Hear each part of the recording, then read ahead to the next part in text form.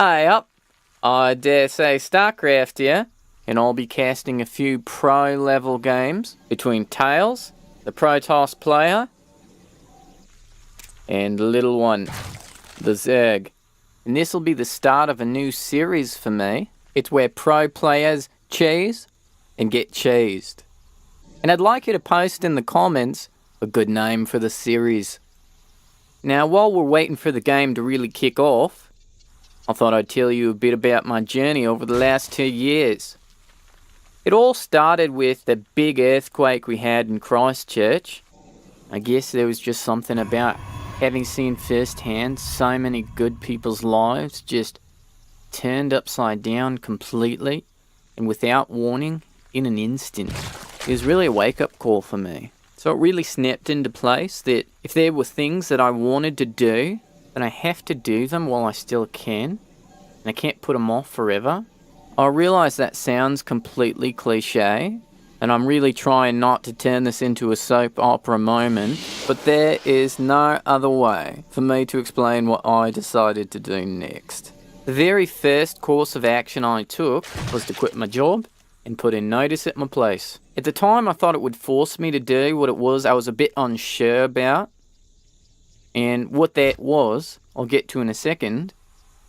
But the reason being, I thought because I'd have no place to live and no job to pay for one if I did, then the only option I'd have left is my plan, which pretty much goes as follows. Sell everything I own that's of value and use that fund to go around seeking adventure and try to create the kind of life that I'd like to have lived.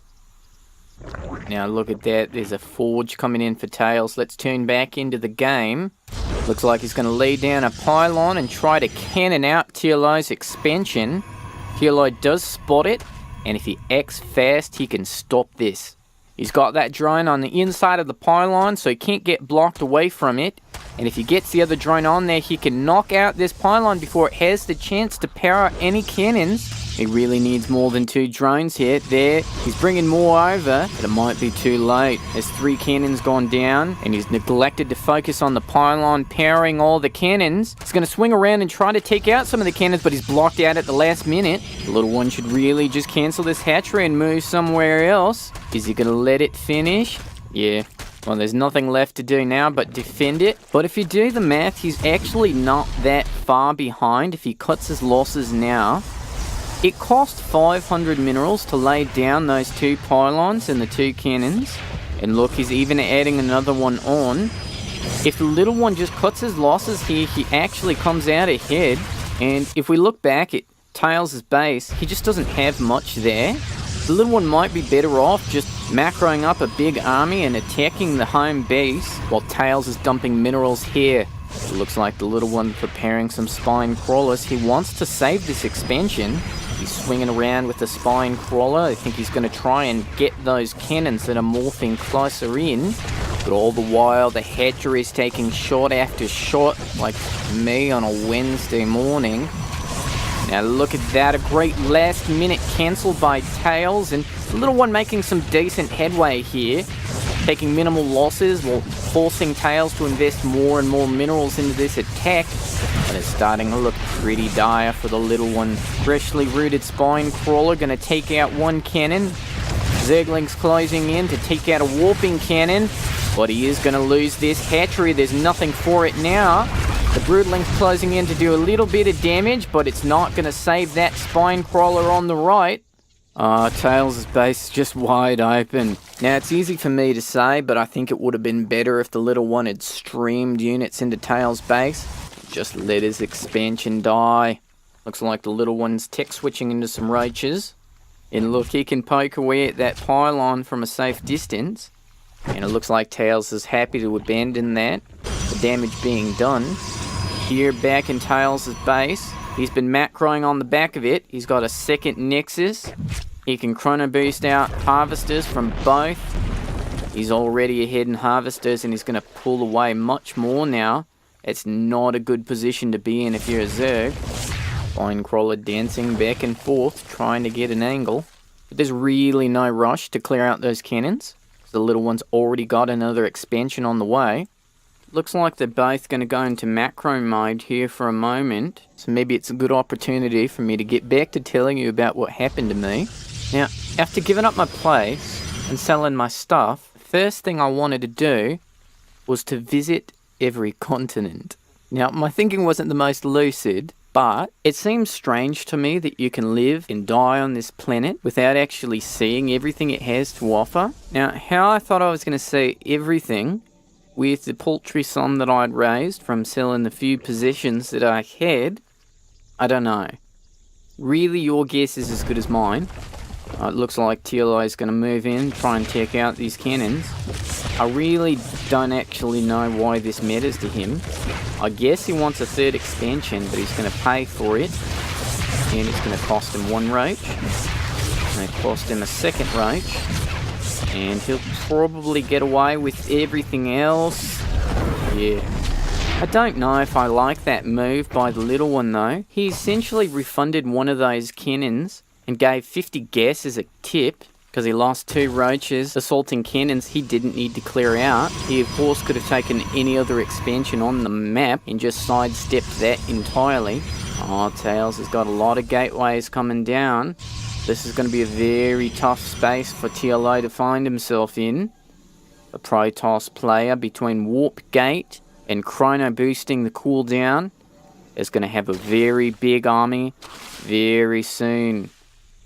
If you look at the income, the Protoss player is so much farther ahead in harvesters, plus he's researching +1 attack, and the little one's just got nothing on the way to answer for this.